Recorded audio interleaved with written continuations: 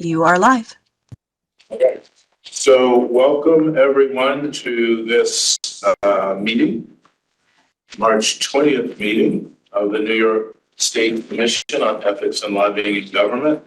I'd like to call this meeting to order and to have our executive director, I got to have a quorum and that we're meeting in accordance with appropriate rules, regulations, and guidelines, etc. Chair Davey, thank you.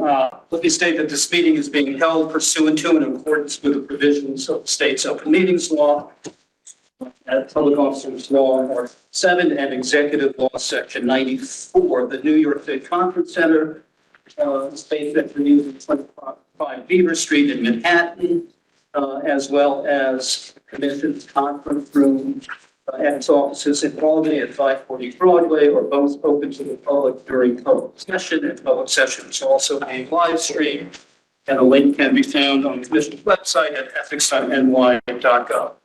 And I can state that there is a quorum present.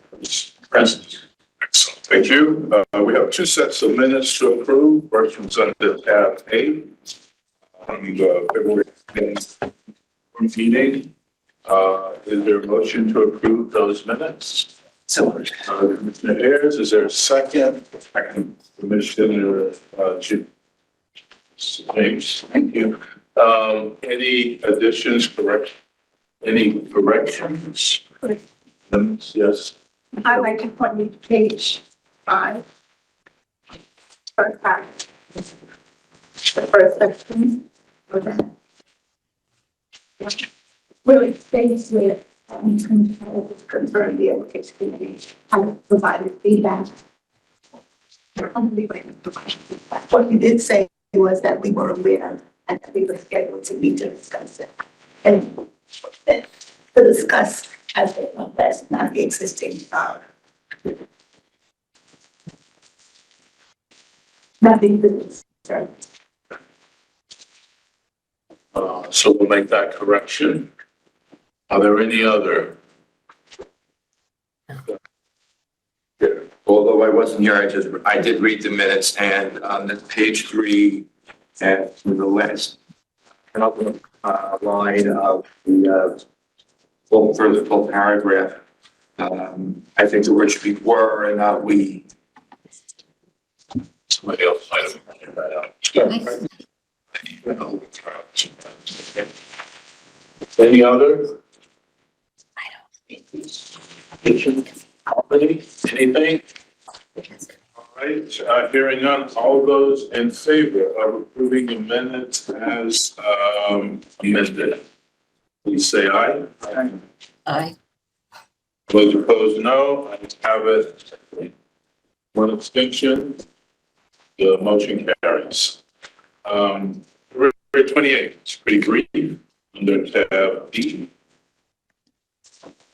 All in favor of approving the minutes from February 28th, 2024. I'm sorry. I'll make the motion. Thank you. A little more coffee. Commissioner Harris, second. Commissioner Edwards, any revisions?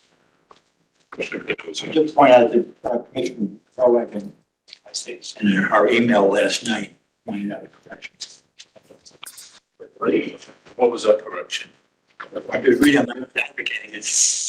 Our executive session was for the sole purpose of addressing the matter concerning the employment of personnel reference to any other things.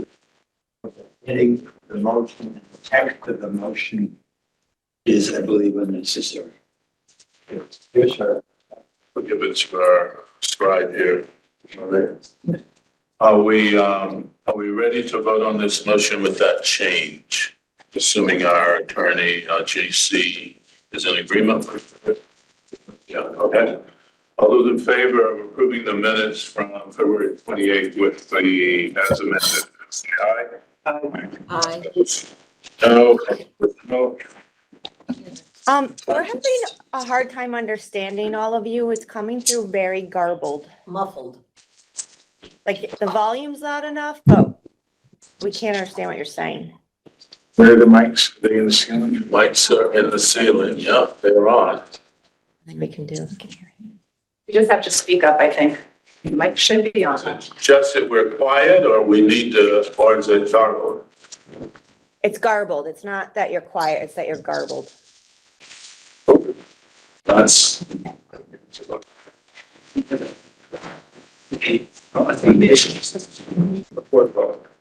Technologies and issues.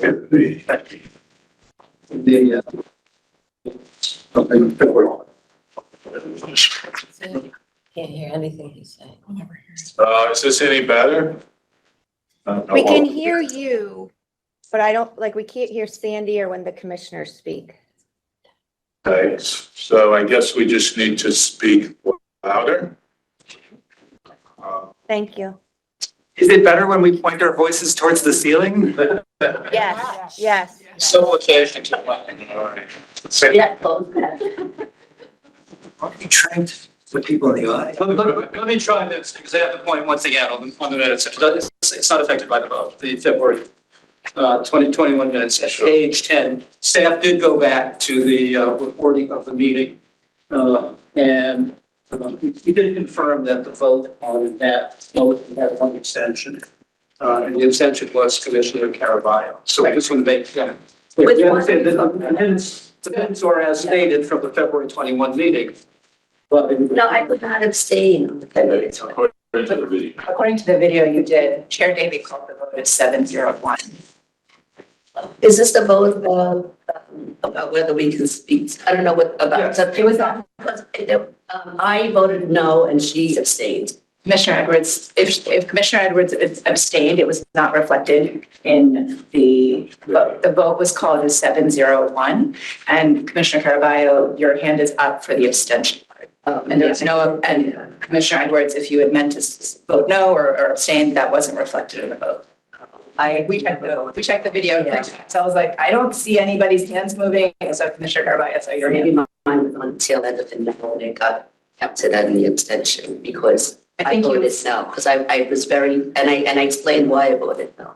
Right, but I believe in the record, it said that you said that you're abstaining because you felt that you didn't have enough information in the video. That's what you said, but okay, that's the video. So That's, it was in the public session, it's in the video. okay. It doesn't affect the vote of the minutes here, and it doesn't affect the vote that was taken subsequently at the last meeting, but we just want to clarify because the minutes, at the last meeting, you corrected the minutes, but we went to check it and that's not correct. Except that she wasn't really able to vote to withdraw that. But it didn't matter. We ended up making you ended up making a motion when motions. Right. There's no functional issue. We just wanted Just. the record exactly to be consistent, the recording. You get my point, though, were we able to do the votes? Okay, That's the question. All right. Wonderful, thank you. Anything else on related to the minutes? All right. We will, and please let us know in Albany if you still can't hear us. We'll work hard. Be clear and loud. So report from the staff, we'll start with the operations report. Yes, thank you. The operations update is under tab C in the agenda book, as we have been doing for a year now. The report includes, in addition to relevant activity figures for the most recent month, February of 2024, the first column includes comparisons to the prior month, January of 2024, column 2, comparable monthly year-to-date periods, 2023, columns 3 and 5. So that's January and February, January through February 2023, and the current year-to-date column, which is column 4. We're going to go through these page by page. First page, investigations. Commission received a total of 12 tips, complaints, and referral. And commissioners received notification of those weekly notifications that staff transmits. Total of 14 matters were closed or carried over matters from the prior agency and COELIG matters. And the ending pending open investigations were 144 and 44 respectively. January totals by comparison, 148. And I'm going to ask our Director of Investigations and Enforcement, Ryan Weinberg, say anything to add. As you can see, we issued two 15-day letters. We continue to move cases, which we'll discuss later on in executive session. And as Father Kenny did said it, foreclosed, you can see under continued. So those are cases that carried over from the previous commission, as we've discussed in the past as well, that we're working through. Thank you. Page 2, ethics division, total of 86 were applied for the month of February, which is coordinate with something of an uptick from the prior month. We have the breakdown of those requests by category. Michael Sand, Director of Ethics, do you have anything to add? So this was a busy month for guidance. 86 total requests is the highest monthly figure we've had in some time. It seems to continue a 2-month trend with the numbers going up. And at the same time, we have addressed a backlog of outside activity requests. So at this point, all outstanding activities have been addressed by either a final approval letter, a draft letter, which is under review, or we're waiting further information from the requester. So that backlog has been cleared out. Thank you. Next page, page 3 is lobbying. And as you can see, there's an increase from February over January, small increase in the number of civil lobbyists and clients. The much larger annual change reflects the fact that this is the second year in my annual registration cycle. So you see the numbers of clients and lobbyists going up for that period of time. The number of lobbying inquiries has fallen off substantially since January. And I think that's the normal cyclical phenomenon as we get into the legislative session. But I'll turn to Carol Quinn, our Director of Lobbying. Anything to add? Yeah, I would just echo that. These are typical numbers. In the past month, the only thing I would add is we did have a lobbying application basics training that we've been doing periodically.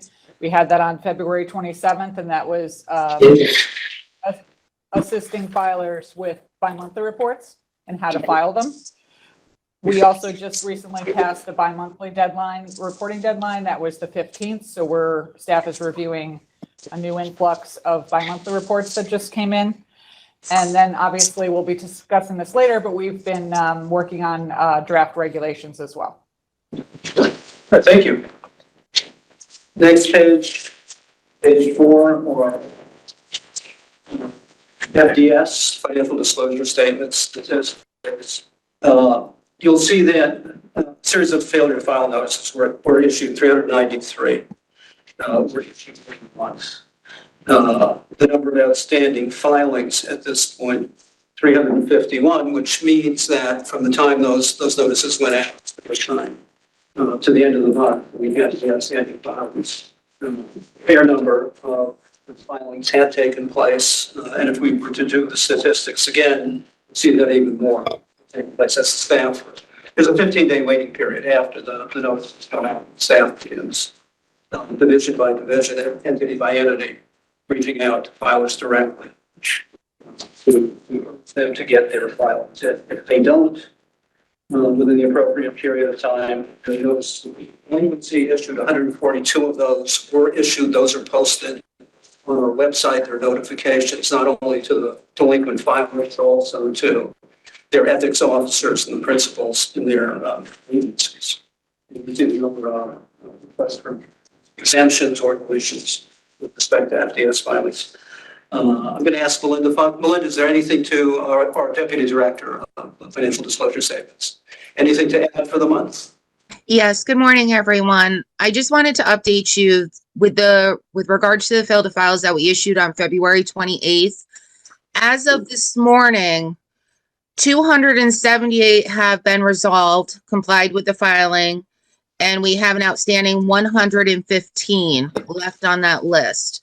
My staff started outreach on March 15th, and they're continuing outreach to the filer and to the agency to gain compliance. With regards to our notices of delinquency, right now we're at 50% compliance. As of today, 88 have not filed and 88 have resolved their filings. So we're moving right along and we are gaining compliance. Well, thank you. That's very good to hear. So making very good progress in closing down those non-filings and the delinquencies. Next page, page 5, training. As before, we're continuing to report separately the numbers of employees completing live comprehensive ethics training administered by our training staff, as well as those trained by their own agency personnel. And we're also reporting on the number of employees who are taking advantage of our on-demand training vehicle, which has been available since November. And you can see it's very substantial growth from January. We had just over 3,500 would take. Of course, now it's over 9,000. And we expect that number to continue to grow throughout the year. Let me turn it over to Megan Hennigan, our Deputy Director of Education, and Marlena Diaz, who is Deputy Director of Learning, Innovation, and Administration. Megan? Hi, everyone. Good morning. I'm with Megan today. The training unit has really been ramping up their efforts. I hope all of you can see our slide that we put together. I thought it'd be interesting for you folks to see what we've been doing with regards to the statewide ethics training application. So we launched phase 1 on February 7th, 2024. And just to give you an idea of some of the data now that we're collecting, that's making reporting a lot more efficient for both ourselves and for our agency users. So as of today, we have around 264 agency users statewide that are utilizing phase 1 of the application. That's a combination of ethics officers, training compliance officers, and agency contacts. We have some basic metrics on agency profiles. There's around 377 agencies, 168 standard agencies. That means they're standalone agencies like our commission. They're not attached or affiliated to anyone else. We have 23 parent agencies that are reporting and 186 subsidiary agencies. We also have a brand new metric that I think you might be interested in learning more about. So we are actually calculating the number of CETC, that's those live ethics training classes that are happening statewide across the agencies. In January, there was 181 live CETC sessions that were being held. In February, there was 133. So as of today, we have 314 live sessions that were happening statewide between that 2-month period. Training numbers are significantly ramping up. In January, we had over 4,744 folks as state employees take training. In February, we had 4,056. Those are huge increases from the prior year. So combined for January and February year to date, we have over 8,800 state employees that have taken training this year, which is a huge jump, if you notice in the MOR, from efforts from the prior year. All right. Now, the second slide, very quickly, is just what we've been doing internally, which, again, well, is very different from last year. Overall, I took these all together. Yesterday, my training staff and myself did a very large session of 350 people. Next week, from SUNY Stony Brook, next week, they're doing DFS. 567 folks are signed up for that agency specific. So when all is said and done, between the open sessions and the agency specific sessions, I'm estimating from January through March, there's going to be somewhere between 2,000 and maybe 2,500 people just trained by COELIG, which I think is a pretty fantastic number, compared to probably last year, maybe we were training 150 each month. So we are making it happen. And next, we're doing, I think, 3 sessions a week right now. One of those is agency specific. Next month, we're going to try to ramp it up to 4 a week. So we'll be doing probably around 15, 16 sessions every month if it works out. We've also done morning sessions now to make it more flexible. Our outreach efforts with SUNY CUNY campuses are working. We've gotten a lot of employees from our campuses to attend our training. In addition to that, since we are trying to customize a lot of our live trainings, we put out 2 new editions. One, CETC, is related just for the campus community. We're calling it our Campus Edition CETC, and we also released our unpaid per diem CETC. So we're continuing as well with our curriculum development. Terrific. Thank you very much. Very, very encouraging. Edwards has a question. The training online or in person? It's online. These are all live trainings that we're talking, maybe on demand or online. The CETCs are conducted live, either in person. Agencies often do them in person, or they're done live online.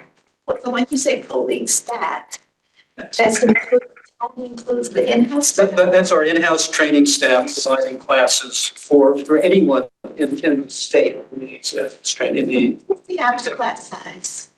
The class sizes are varying, but they're getting up into the hundreds now. We used to limit them quite a bit. That's no longer practical. So we've expanded them substantially in size. And I don't know what the technological limit is. It's large. It's large. Do we do any surveys of people who have taken the courses as to, have they been helpful or if they have any suggestions? Yes, we do. To answer Commissioner Cardozo's question, at the end of each of our sessions, we do have an online evaluation form. In addition to that, and we take those responses very seriously. In fact, we continue to adjust and streamline our trainings based off of user feedback.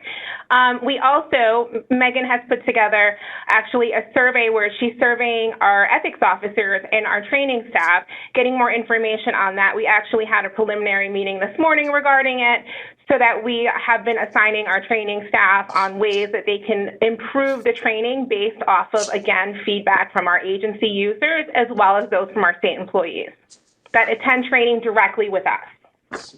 Great. Thank you. Commissioner Edwards.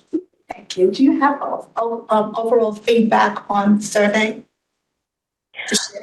We're still collecting responses with regards to the agency users. As of right now, out of the 264 agency users that we've been polling, we have around 82 results as of today that we're collecting and we're tabulating data on. But they're pretty substantial because those agencies represent at least a third of the workforce and possibly more, but it's not complete yet. No, I'm fine with that. Just saying, you were saying that I was just trying to get a sense of what has been the overall response and we'll see that data. Do we have a timeline, Marlena, Megan, for getting those responses in? We've given everyone until the end of this month. So we're going to consistently be updating that. So for the next commission meeting, if that's something that you'd like to see, Commissioner Edwards, we can put that together for you. Fine, thank you. And I also wanted to point out, commissioners, that we didn't really get into this in our slides, but in the MOR, over 9,000 people in February also took the on-demand. So when you put all those numbers together, I mean, an extra 9,000, that's quite a few people who are getting ethics training. Great, thank you. Could you send us a copy of the survey? Yeah, it's actually online. I'll provide you a copy before the end of the meeting. At least one set that I've printed. All right. Anything else on training? Great. Next, page 6, audit and review. Oh, by the way, thank you, training unit, for really great work. Really appreciate it. Thank you. Thank you. Audit and review, you can see the normal shift in patterns, random audits that are being conducted this past month rather than random FDS audits, targeted reviews with the focus of attention as they were the prior months. You can see the number of requests for additional information that went out as a result of that. But the division is moving along, the unit is moving along very nicely. Do we have Gareth? Gareth, anything to add to the data that's presented in the operating report. Did you hear me?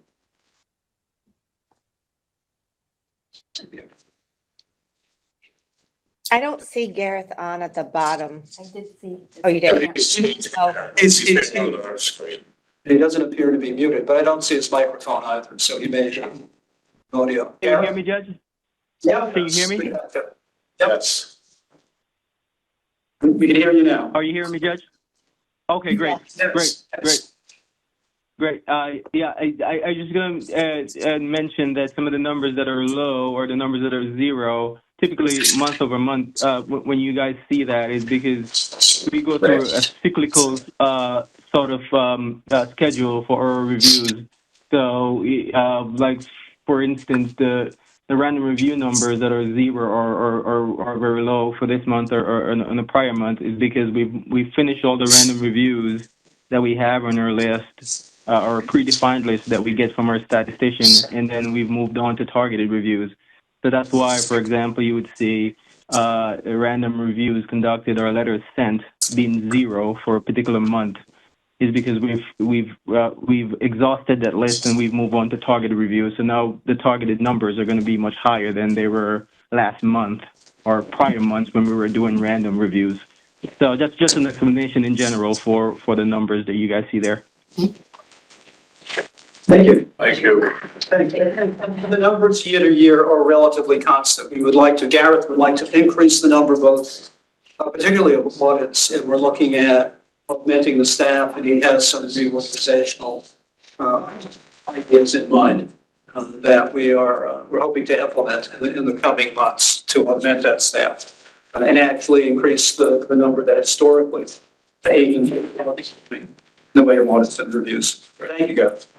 And finally, we have Public Information Office, and you can see that there's an ongoing increase in the number of record access requests. 17 in February, we had 12 in January, and I think we only had a couple in December. So the numbers are increasing, and hard to say at this point whether that's going to be a standard pattern or not. But so staff is doing a terrific job of moving these through and keeping the number of pending down. A little bit more to say about that in a minute. But let me turn to Emily DeSantis, who handles not only our FOIL requests, but also all of the commission's public information and public affairs needs. Emily? Thank you.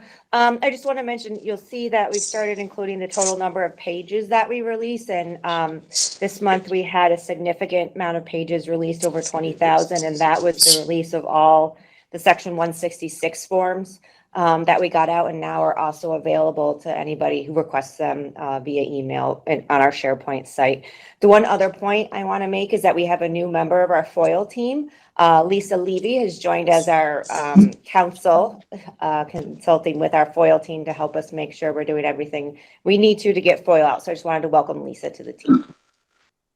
Great. Where's Lisa? Lisa's all. He's looking at Albany, Lisa. That's just good. Yeah, Lisa has been with us for a little bit. She's our newest ethics attorney. And now she has taken on an additional portfolio. Commissioner Cardozo. I think we should also note that at least the Reinvent Albany group has complimented us on our ability to respond to FOIL requests as rapidly as we've been doing. And I think that's a major improvement. Yeah, we can talk about that a little bit. Okay. Thank you. In a minute or two. All right. Anything else on public information? All over to it. Commissioner Cardozo. Just I wanted to ask Brian, which I gather there is still some more vacancy in your unit than the other units, and any progress filling those vacancies. We're working. So like a good morning. Thank you. Thank you for public session. Yes. So thanks. Where are we? Budget. Yeah, so under tab B is the budget, the current budget to date. As we've been predicting as to no, we're not going to use our entire personal services budget up this year across the bonds. It's taken a while to fill some of the positions. We're being very careful, and the market is not necessarily favoring us. So it's taking a bit of time. We are going over, and also expected on the non-personal services side. As a result of a variety of things. Equipment costs, live streaming costs, any number of things have contributed to that. But having said that, we will have an excess at the end of the year. Some of that we will be able to use, hopefully on long-term expenses. And what do you include under the long-term? Well, for example, we're planning to put in a new case management system. Get that done before the end of the fiscal year, which is rapidly approaching. That will be something that we so we have to work that through with the governor's office, the office of budget, et cetera, and ITS, because it is a system that will be. Point out there's one correction there on the page 10D, and that is fourth quarter contractual service. So no accounting took place. So rather than the figures that was there, 766, 493, 671,820. That actually brings it out of down somewhat. Comments on the budget? Money, these are unspent dollars are carried over. Carried over to the next fiscal year, do we lose it? No, the unspent money is lost. That's why where we can permissibly, if there are expenses that we've approved and incurred, even if they will benefit the agency in the future, use those, but that's the extent to which the rest goes back into the general fund. Yeah. Anything else on the 24 budget? All right, the proposed budget for FY25. It's heavy, but the Assembly and Senate, one has bill appropriations as they affect our budget are there, both the Assembly and the Senate. Important great government proposed creation convention, just a little under 8.1 billion. As you know, we had asked for an increase over 23, 24, but particularly to cover the increases in non-personal expenses, small amount. An additional increment, which intended, we believe, to cover expected step increases.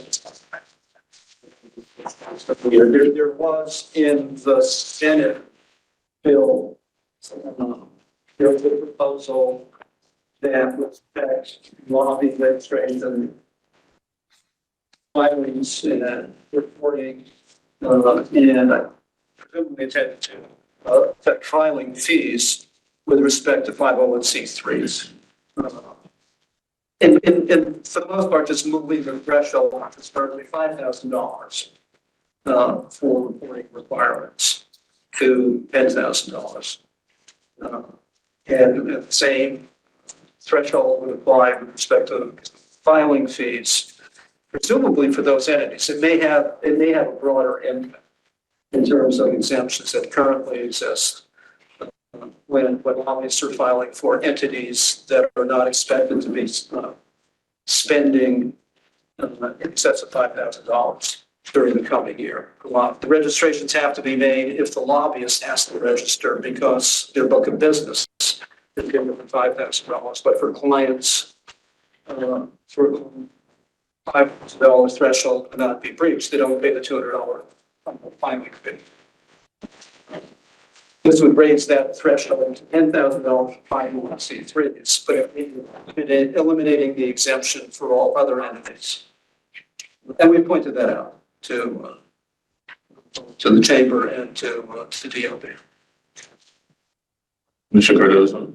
Had our budget proposed an increase in IT fees for us reimbursing us for our costs of technology improvements that we obviously need. Is that a part of the budget or is that a different issue? There are certain expenses that we pay, for example, the new case management system. That would come out of our budget. The work that ITS will do in implementing that, however, is not directly within our budget. That's accounted for in ITS's budget, the services that ITS provides to us. As a result of various mergers of functions that have taken place over the years, sit on the ITS side. As part of their proposals, they do their own projections of agency needs, and they get funding that way. But new systems that we put in, that we're purchasing from the outside, we pay for.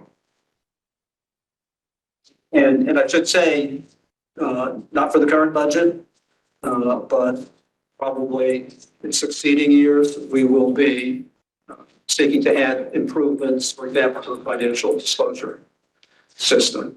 And they're purchasing outside. There are other technologies that we'll be looking at that ITS might not be able to supply. And for those, we'll be asking for funding in future budgets. All right, any more? FY25, Commissioner Edwards. Just one final question.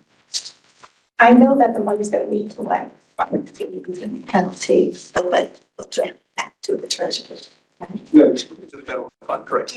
Do you have a sense of what that represents in terms of our budget? In other words, what do we bring in? The total, Mariana, correct me if I'm way off. We included in our budget submission, and it's about $500,000, give or take. I don't have that number in front. Okay, that's good. It was in the budget submissions. That's fine. Is that about the Yes, right it number? It was, right. Yes, it was roughly that number. I don't have it in front of me, but yeah, I believe it's that, close to that. It's a substantial number. And I should say a good deal of it is in on the lobbying side for late fees that we call. Thank you. Thanks. All right, we're up to per diems. Cap. Under tab F, we have the per diems that are paid to commissioners. In the middle of this, primarily for the November Administration Committee meeting and the November Commission meeting.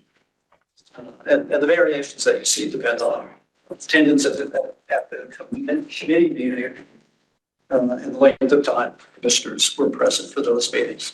This $8,371 and change that's reflected here is only part of the 19,000 or so that I read into the record at the last meeting. So there's another $10,000 or so that's still in process. We're on that when it's paid out. There's also an additional sum of about 24,000 in total that is also in process covering January meetings as well as preparation time for December of last year.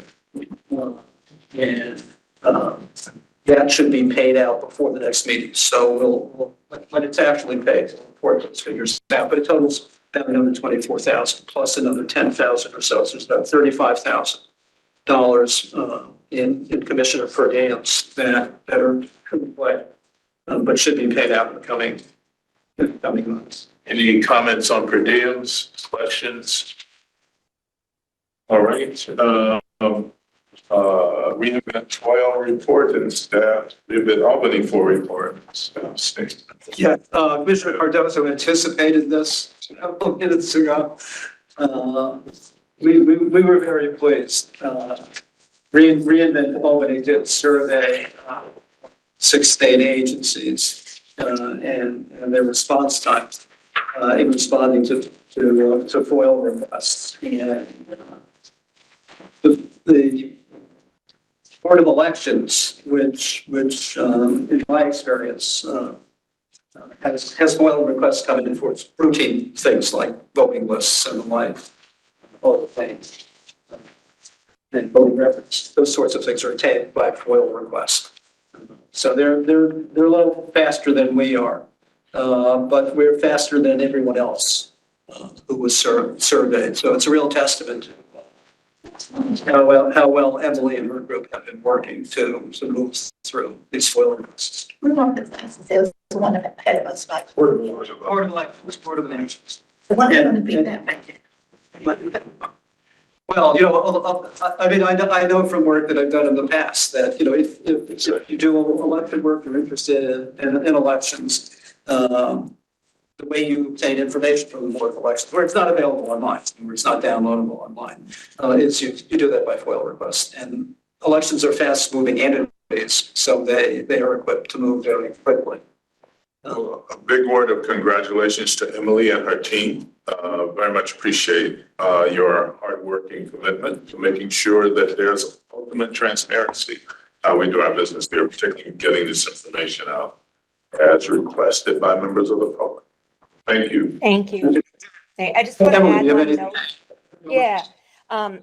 One thing that the report did highlight was that we got our lobbying data up on Open NY, which was great. And yesterday's clips was the first story about a researcher who we've been working with over several months, who looked at the spending that the real estate groups are doing on lobbying over the past 4 years. So we linked to that in clips yesterday. So that was really nice to see the first kind of story come out of that lobbying data all being online.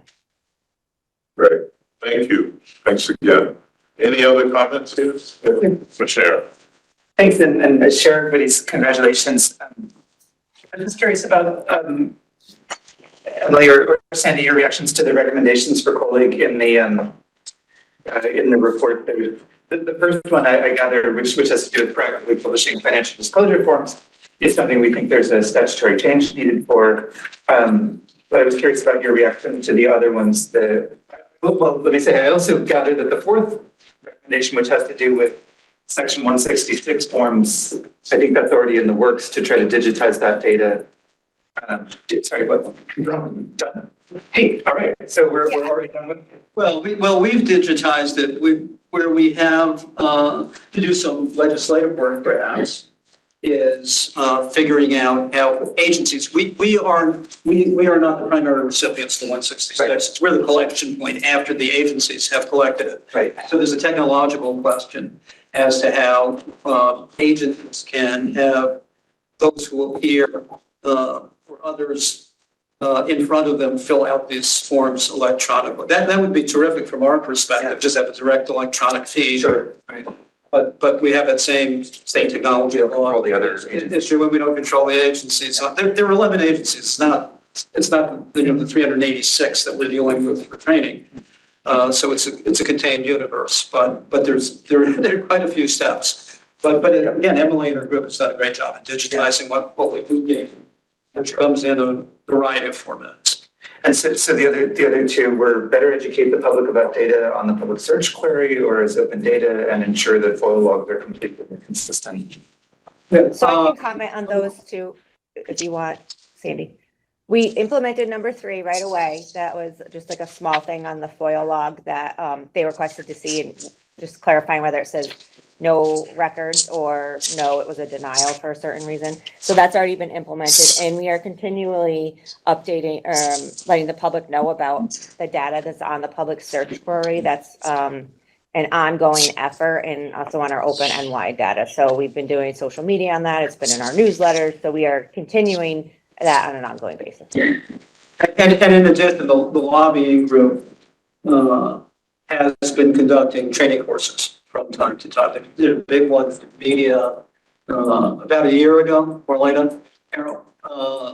And they continue to have that information, the training information. It's been very, very well received, certainly by media, but it's available to the public. Everything's reported on the website. So we are doing that proactively. And we hope to do that again once, staff is able to have the time to invest into that again.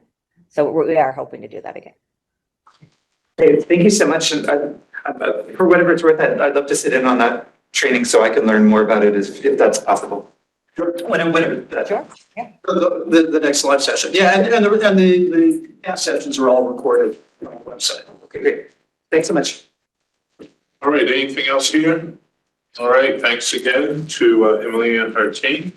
And I think we are ready for a motion to enter into executive session. So we'll entertain a motion to enter into executive session pursuant to Public Officers Law, Section 5, Executive Law, Section 94, subsection 11, to address matters concerning employment of personnel, pending litigation, and investigating an enforcement matter that is confidential pursuant to Section 94 of the Executive Law. The motion has been made by Vice Chair Austin, seconded by Commissioner Cardozo.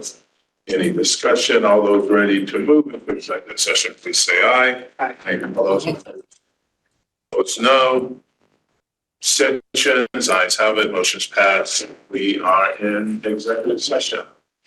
All right, welcome back to the public session of this March 20th meeting. New York State Commission on Ethics and Lobbying in Government. We'll now have a readout of the actions from the executive session. Thank you, Chair Davey. In executive session, the commission discussed matters related to litigation and legal advice. The commission approved informal guidance pursuant to Executive Law 94.7. The commission approved formal opinion pursuant to Executive Law Section 94.7. The commission authorized steps in several investigative matters. The commission closed 14 matters, including 5 carryover matters and 9 COELIG matters, and the commission discussed several other investigative matters. Thank you. Thank you. We'll now go to item 6 on the public agenda, and that is proposed amendments to the Commission's regulations under tab H. Carol Quinn, our Director of Lobbying. Hi, you can hear me. So, right, it's in the notice of proposed. So what we're looking for today, we have 3 rulemakings, notices of proposed rulemakings that I can go through, but I'm looking and I'm seeking for authority to proceed with submitting these 3 notices of proposed rulemakings, basically to initiate the public rulemaking process, that it would get submitted to the state register, and then there would be a 60-day public comment period. And depending on if there's comments or substantial revisions, we would either come back to the commission for a vote for adoption, or if there were substantial revisions, I would be presenting those at that time. And I could go through them individually if you'd like, or I could just see if you have any questions. Do the headlines for each one, top line description of each one, please. Sure. So the first one, which is right after the memo, so you'll see there's a memo kind of highlighting the changes we're looking for. The first rulemaking really is about the late fee process. So we have in regulation already the late fees that are if a filing is late, what the late fees are and what the process is. They're in each separate section in the regulations right now. This rulemaking would put it all in one section. It would also add the waiver process if filers want a waiver or reduction in the late fees being assessed. This rulemaking establishes who's eligible for such a waiver, sets forth the criteria factors we consider, and also sets forth procedures about how to submit a form and what information we need and by when for us to consider whether a waiver or a reduction is called for. Great. Questions, comments? All right. Next one. Okay. The next one starts on they're all number 1. The next one is about the responsible party. It's really related to enforcement capability. It clarifies who the responsible party is, what their responsibilities are, and provides that the responsible party, which is who would be defined basically as the chief administrative officer or designee, either party has to have legal authority to bind the organization, assuming the lobbyist or client is an organization. If not, if it's person, the responsible party is the person submitting and lobbying. And it provides basically that responsible party, whoever that is, has to be the person who submits and attests to the truthfulness under penalty of perjury of the filing itself. Michael, Is it clear that as I recall, the old regulations, maybe this one, talk about responsible party, but they also talk, or at least the form talks about the administrative officer. Is it clear that whoever signs this form for lobbying is taking on these responsibilities? Is it possible someone says, yeah, they asked me to sign it, but I didn't think I was bound by these rules? Is there something more that should be added, is all I'm asking? I don't think so, because if you read the regulation in context, it just, and even the law, it puts the responsibility for the filing on the responsible party. We're defining who that responsible party is. We're saying that they have to sign and attest to the truthfulness and completeness of the filing that they're submitting. The attestation itself, that the responsible party signs, also makes that clear. So I think we're okay. I think it's pretty clear. Great, thank you. Anything else on this one? And then I think the final one was other minor clarifying amendments. I think is the way it's stated. The third one really mostly relates to training. So it will, it makes a change, and this is in response to comments we received last year at the public hearing, and I believe also possibly at the roundtable.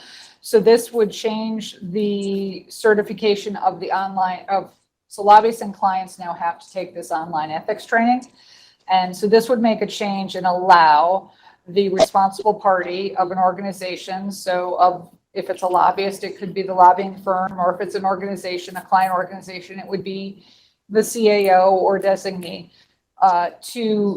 to certify for all the individual lobbyists. So all the individual lobbyists that do the lobbying, the typical lobbyists, the attestation for having them complete the training would not have to be done individually anymore. Instead, we would allow the responsible party, so the CAO of the lobbying firm, to attest that all the individual lobbyists that work at that firm took the training. It also establishes a form we would provide that would be a record of that compliance that would have to be retained for 3 years.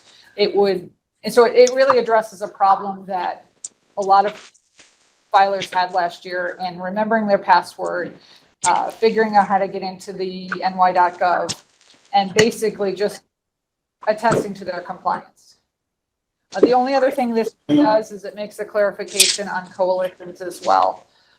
This is not new. It just makes it clear that a member of a structured coalition, which is defined, and I can explain that if you'd like, they are by regulation not disclosed as beneficial clients, but if that coalition, again, a structured coalition, happens to hit the expenditure thresholds for source of funding disclosure, those members might be and would have to be disclosed as sources if they hit those expenditure thresholds and other requirements of source of funding disclosure.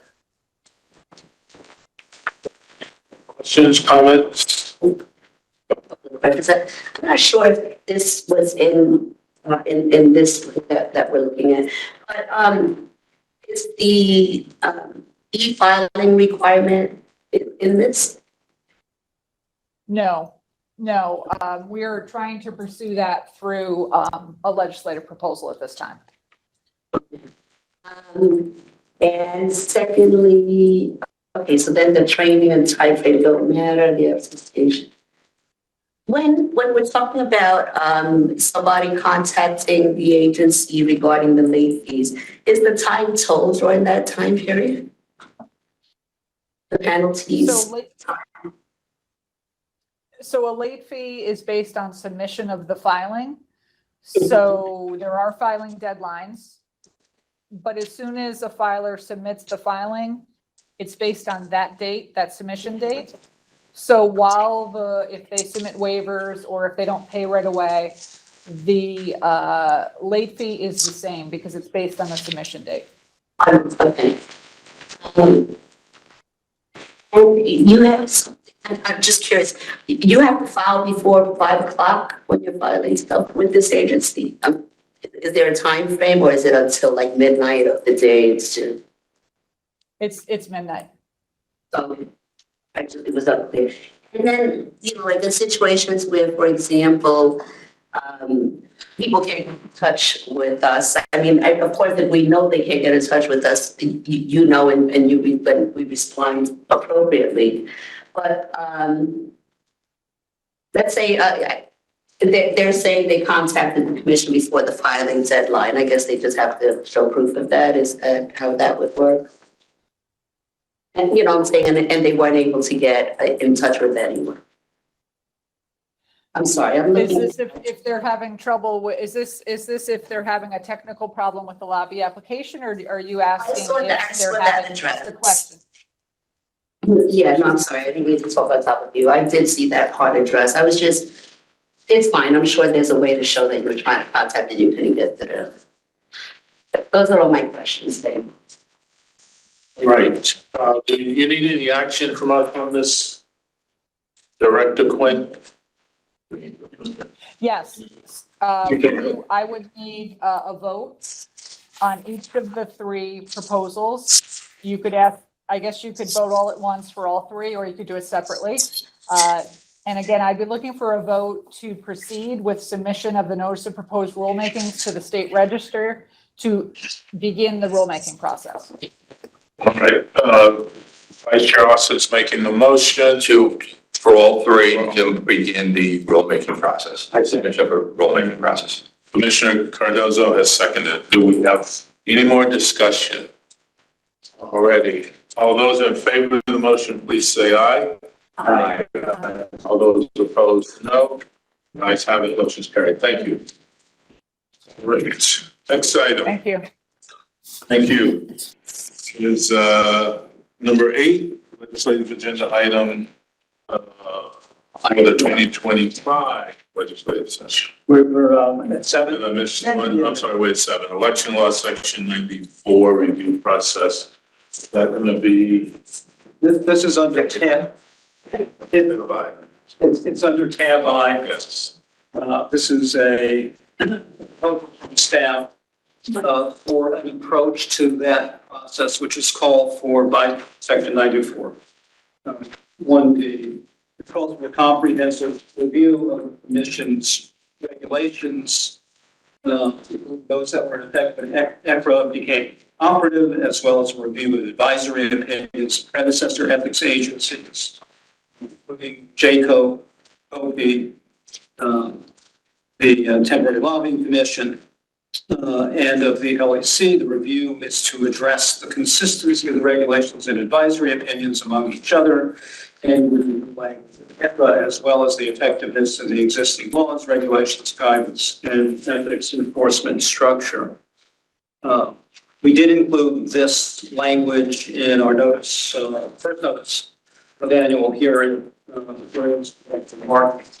comments. Staff did propose, and the commission ultimately adopted conforming amendments to the full body of commission regulations to the extent they were affected by provisions in ECRA, including name changes and those sorts of things, but also a few substantive changes that we call for by procedural nuances in ECRA. Staff is proposing really what would be essentially an inquiry-based approach in surveying interested parties, including agency ethics officers, general counsel of various agencies, individuals, and state government, as well as reaching out to the investigative bodies such as the various inspector general, state inspector general, as well as the inspectors general in various authorities, as well as reaching out to law enforcement authorities. That's on the ethics side. About recommendations they may have or shortcomings they see under law, current regulations, advisory opinions, and or in the way the agency and they are enforcing the ethics laws of the state. It would have a similar kind of approach on the lobbying side. And there would include interested parties and the regulated community in that inquiry. Ultimately, this would be integrated in our second annual public hearing process. So the proposals coming out of the survey process and its analysis would then become part of the public hearing. And we'd be looking toward the kind of process we followed in the past year. We'd be doing it in a more concentrated period. We'd have a lot of information potentially if we get responses, and we're hoping we would, and we do everything we could to encourage responses.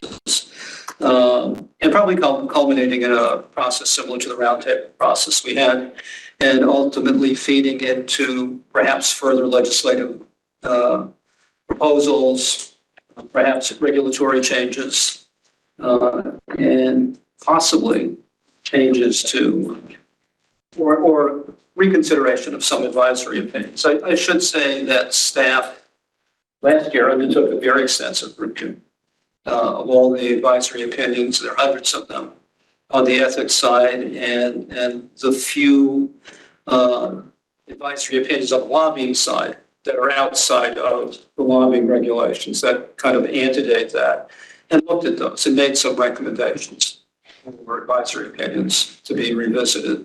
So that part of the process, at least from the staff perspective, has been done. And of course, we have the current legislative agenda that we're pursuing now. And that's essentially the process in a nutshell. It'll take a little bit longer to complete it.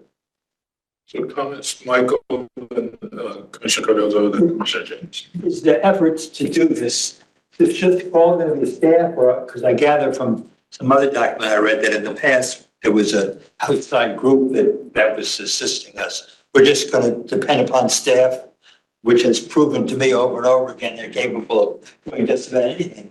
But this all is going to be done by the staff? Well, I mean, the answer to the first part of your question, or the middle part of it, under PIRA, Public Integrity Reform Act, which governed JACO, there was a separate commission that was created by the statute. And they, in addition to JACO itself, made recommendations, essentially after 3 years of operation. Going all the way back, there was the Ferry Commission, which was very well staffed and very well funded, and had as its mission re-examining the state's ethics laws. That's kind of where in many respects, the current structure that we have comes out of that. Yeah, I mean, we would be doing it. Maybe we looked for some outside expertise just to have some independence in evaluations. Maybe not really depend on the extent of the commentary that we get back. We don't have a separate budget. We don't anticipate having separate staffing. So everybody's going to have to do day jobs and night jobs to get through this process. We don't have a time frame, unlike under PIRA, which put a 3-year fuse. We actually have an ongoing obligation, because in each annual report, if we have recommendations, we're supposed to include those in our report to the legislature and to the governor.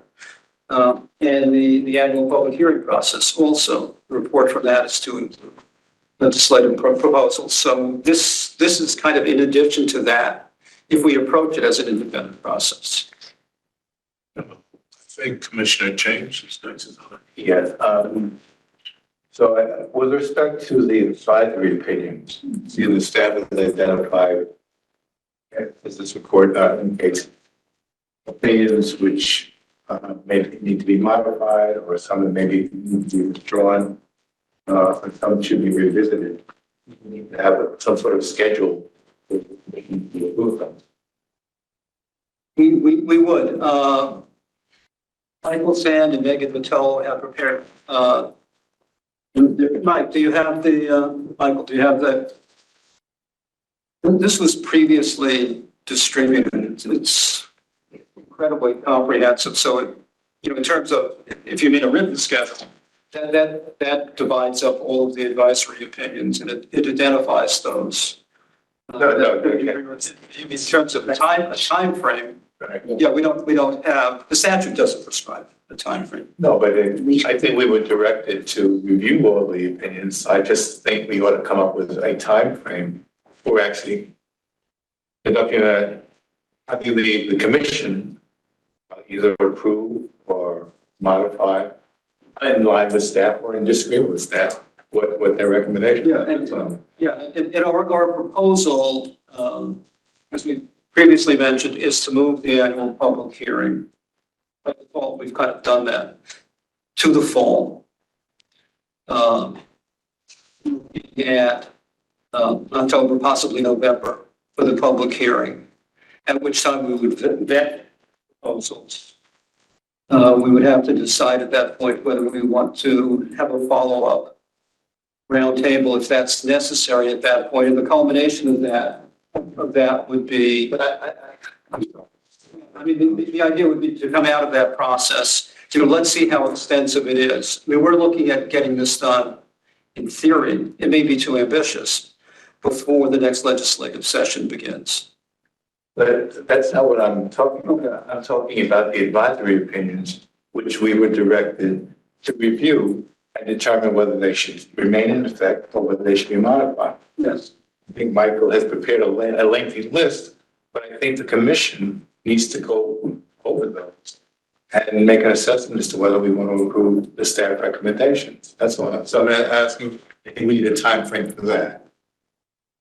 Which is, Oh, we mean as an independent process. We were thinking of this as I've been thinking of this as an integrated process. So we're looking at we're not going to seek public comment on all of the advisory opinions.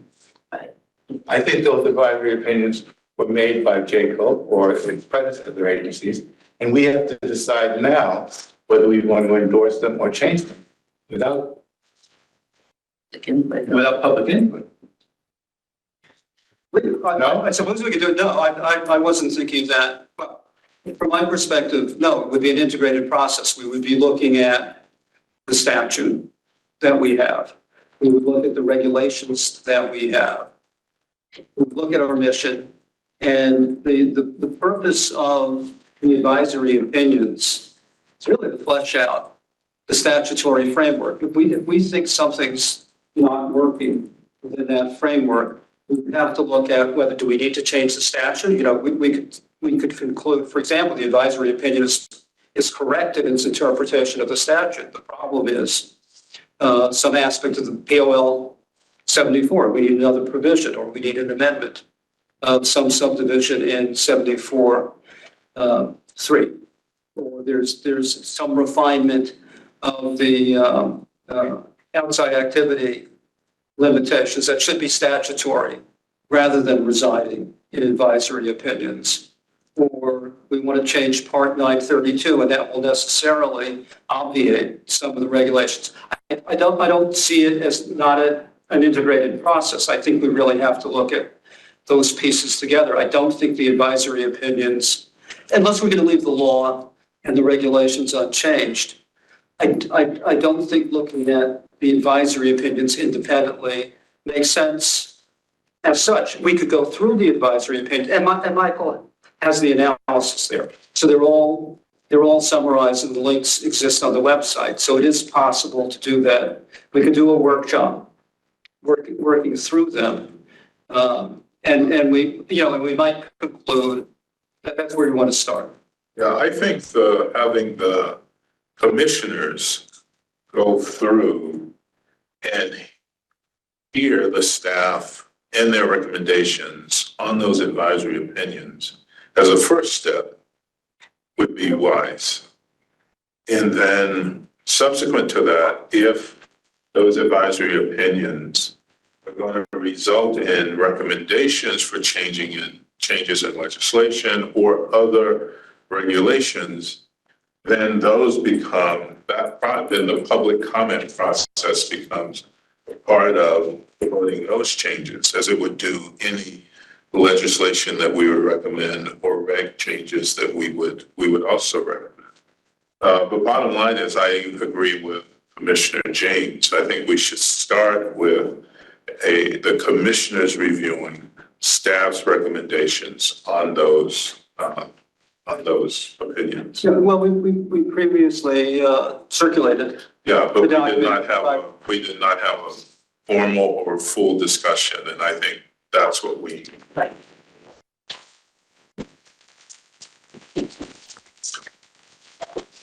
Commissioner Carvalho? I agree with what Commissioner James said. And as I said, it is instead of raising my hand. Commissioner Harris? And then Commissioner. Yeah, I agree with what you said.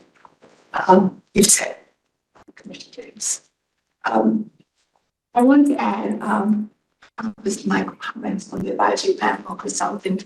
Your proposal, phase 1D, indicates that you would have, you would be advisory panel. I think an independent consultant. I want to decide what's the process for selecting? We can't hear. No, they can We hear you. couldn't hear what Commissioner Edwards said. In phase 1D, it's page 6. Yep. Indicate that you're planning to convene an advisory panel or an independent consultant. I've heard the discussion around the possibility of that.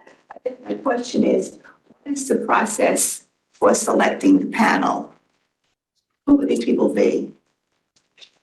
Ideally, there'd be individuals with some expertise in the ethics and lobbying laws of the state. So the thinking would be 5 volunteers, remember, we have no budget for this, who would be willing to give us an independent view. We're going to follow the survey process of the survey results. So the idea was to eliminate any potential bias on the part of staff and commissioners in looking through these and get an objective read on what the proposals are. It would be helpful for those individuals to have a background in ethics and lobbying. I don't know that it would necessarily be indispensable, but the idea was to have some objectivity in doing that. We don't know that we'd be a panel in a reasonable time frame, and it may come down to getting some volunteers to read through the survey results and aid in compiling the recommendations. So the survey results, you're making reference to that on the qualitative piece, right? Yes. Okay, so that was the questions that you're going to be asking. And based on the responses you get from the list of questions, you'll be identifying people who can speak to that professionally. Is that what you're saying?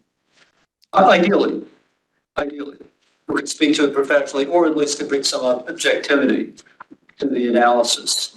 Because we may get competing proposals, we may get proposals that, staff would say we've already covered that, and others may think not. So we want to make sure that we have some objectivity, some distance. And what's your method for analyzing qualitative data? What methodology do you plan to use? Have not decided on the methodology. We haven't developed a survey yet either. So we have to work with both. Yeah. Make an assessment, but I think it's mostly going to be discursive. I mean, that's my thinking, that we'll get the kinds of responses generally that we've had so far, but we haven't brought a statistical approach to it yet. Well, the qualitative is not statistical. I'm thinking like for coding. Okay. That's the methodology is qualitative. You don't do surveys, you do list of questions, but. Yeah. So my question is, if you wanted to be, you're talking about being objective, then I'd be interested in knowing the methodology you plan to use. And I'm suggesting that it's not statistical, it's got to be something along the lines of coding. Don't you think? I will be good by your advice on that. We haven't broken it down to that level, and that's why we want to look outside the agency if we can to bring in some expertise in performing those assessments. That's exactly the reason for bringing in outside people if we can. The expertise needs to include someone who knows about qualitative data. Yes, yes. If we could get somebody, who will help out. So. Commissioners and then Commissioner Carvalho. Yes, I'm sorry, Commissioner Carvalho. Yeah. Commissioner Carvalho. Couple of things I wanted to comment on. First, to the point made by Commissioner Cardozo that as this proposal is laid out, it is very elaborate. It's very time consuming. I think it's gonna, as you acknowledged, Sandy, it's just gonna be an additional responsibility placed on an already small and I would submit fully burdened. I don't know if I can say overburdened, but fully burdened staff. And it presents additional cost possibly and probably to the agency. And it makes me wonder, reading the staff proposal, after I'd read Commissioner Ayer's proposal a long time ago, reading the history that was included in the staff proposal made me start thinking about this whole task again. And I went back and I looked at the statute. We have convinced ourselves, largely in part because we've been talking about this task for so long. We've convinced ourselves that there is this major undertaking to be had. And I'm starting to question that. And the reason I do that is because I look at how ECRA was crafted and where this requirement was placed by the legislature. They put it in section 1 of the law. And if you look at the rest of section 1, it's kind of a standard section of law when you're either creating a new agency or in particular when you're modifying an existing structure of government, like replacing one agency with another or transferring a function previously done by one agency to another agency, which happened all the time in the 80s and 90s with a bunch of departments. And what the legislature did was they went through this pretty standard laundry list of first saying what COELIG was going to be. It was going to be an agency within the Department of State. And then it went on to do the other housekeeping things, like to the extent you have records and personnel, you've got to arrange for the transfer of them. And then they put in this what seems to me a pretty almost boilerplate housekeeping thing that says, to the extent this is going to be now another successor body that has an existing body of precedent and operating laws, you need to go in and make sure you've done all the requisite conforming amendments to reflect the new law. And it seems to me a lot of that was done. I mean, all the transfer of personnel and the transfer of records, all that happened long before there were ever any members of this body. That just happened. It was just government acting as government. And at the same time, you had the staff over that summer looking at the existing regs, comparing it to the new law and figuring out what kind of amendments had to be made.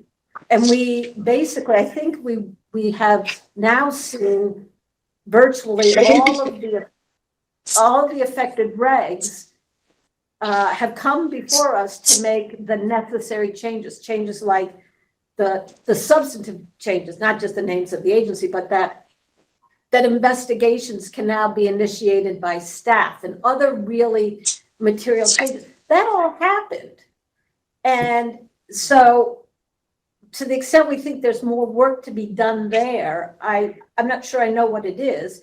And then we've just now been talking again about what Michael Sand shared with us months ago, knowing that staff did their due diligence to do what the statute directed, to look at the existing opinions out there and see what is no longer appropriate, what should stay, what needs to be revised. I agree with Mr. James' point that we've had that work product, but we, the commission, haven't taken a step to advance it yet. But that seems to me a discrete task that can be done in an appropriate, organized but piecemeal fashion. And then we're directed to make recommendations about, revisions to the law. But ECLA told us to do that 3 times. It has it in this boilerplate housekeeping piece, but it required this body for the first time to hold a public hearing at least annually. So there's this contemplation in ECRA that we're regularly, or at least annually, talking to the public. And we could be doing it more often as necessary. In fact, we've had basically 1 public hearing and a roundtable. And then we're supposed to do that again in our annual report. And so it seems to me a lot of what needs to be done under this section, under 94(1)D, is being done or has been done. And I think breaking it out into this kind of more elaborate proposal with now, as I count it, 4 different surveys that, I get anxious when I hear about statistics because I don't know how to think about them. But I also get nervous when people talk about surveys, because if a survey is not crafted well, you're going to get data back that's either impossible to meaningfully quantify or clarify, that you need guidance from an outsider to do that. We're already talking about doing surveys of the agency ethics officers. Megan and her staff are doing that now. And we're now talking about doing that again. It seems to me we're making, by trying to adopt a proposal of this magnitude, we are making a lot of work for the staff and ourselves, when I think there are simpler, more effective, far less costly, and better coordinated ways to accomplish the end.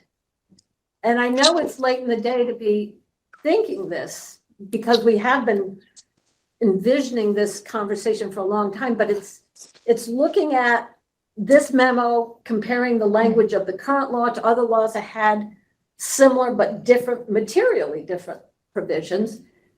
And when you think about other ethics agencies that had to do similar functions, they either had more time, they had an outside body to help them, or you go back to the Ferret Commission that gave rise to the whole thing, that had, as I recall, like 3 or 4 years and a couple of dozen staff to do it. So I think that the goal of looking at all this is laudable, but I think the process we're proposing, given everything else on our plate and everything else that may be coming our way, is something we should think about a simplified way to accomplish, and give ourselves credit and the staff credit for having done so much already. Thank you, Commissioner Harris. Thanks. So, my read of the statute is, I think it's pretty clear that it's significantly beyond informing amendments, because the comprehensive review section says the comprehensive review of for consistency, and then also the effectiveness of the existing laws, regulations, guidance, and ethics enforcement structure, which to me is about the clearest way I can imagine to say we're doing a fundamental review. And I really like the staff proposal. I think that it's very thoughtful, which is why I heartily recommended you all not read my proposal, because I thought the staff proposal was much better. Essentially, all it does, we can talk, but there's going to be lots of implementation questions, which I think we should leave to the staff in terms of what's consistent with resources. And look, if the staff says this is a 4-year process we're proposing, I'm fine with whatever your judgment is about resources. I do not want the commission to push anything on the staff that's inconsistent with the resources. But our job is to restore trust in government. And I think merely reviewing existing regs and advisory opinions to make sure they conform to each other, to the new laws, is not sufficient to accomplish that goal. And what the staff proposal, as I understand it, essentially says is, let's just ask each of our group of stakeholders what they think. It's not really what I like about the staff proposal is that I think it's actually pretty efficient. It's identifying 4 key groups of stakeholders, saying we're going to give each of them a chance for input, and we're going to fold that in to some extent to existing processes. So, we're already doing the annual hearing. Well, maybe this coming year, the theme of the public hearing will be, we're doing a content comprehensive review, and we're open to your suggestions. So I think that the proposal not only sort of minimizes the amount of work, leaves appropriately the implementations of questions open to the staff, but also leaves open the question of how much staff work is going to be committed to this once we hear back whatever we hear from these stakeholders. One of the other major differences between the staff proposal and my original proposal is that I tried to outline the entire proposal all the way through the end.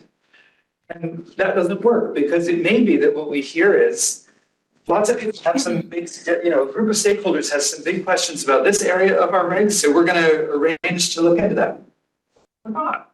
But I think that once we get that information back, this proposal anticipates, correct me if I'm wrong, but anticipates future conversations about what to do about that, and anticipates staff leading those conversations.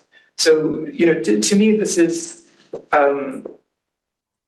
has to be read. The text of the statute has to be read in the fact that we were created as a new commission because there was this need for a new look, and I think. So not only is this sort of part of the work we need to do, to me, it's the core of it, because I think we have a responsibility to take a new look, but guided by staff and by our stakeholders so that we're not, I'm confident that this proposal will avoid commissioners sending staff into unnecessary rabbit holes because it's driven by staff reaching out to stakeholders and finding out what perceived needs are in the community. So I would encourage us to vote for it and get started. Commissioner I like the proposal. And I think that I concur with Commissioner Harris with regard to her assessment of this and from the staff. What's only missing for me is some of the things, the time frame for what you want to complete this, with clear benchmarks on the various phases, and more about the infrastructure you plan to use in carrying it. If you wanted to a qualitative study, but I want to know the methodology you plan to use. You did a good job laying out the stakeholder list of what you plan to use, the number of people you plan to interview. And same likewise with the quantitative piece, your methodology. Because since you don't have a budget for it, I'm a little concerned about gathering the data you need in an objective way. That's meaningful for us. But I thought overall the proposal was that I think it's a big proposal.